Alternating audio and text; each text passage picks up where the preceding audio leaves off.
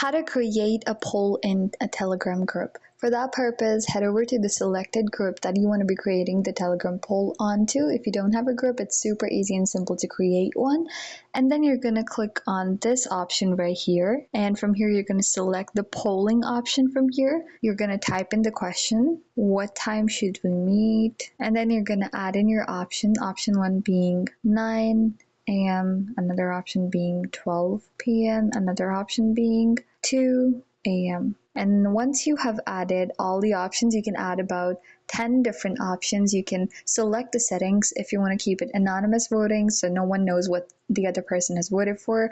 You can also add in multiple answers or select a quiz mode. So that way you only have one correct answers and users cannot revoke their answers.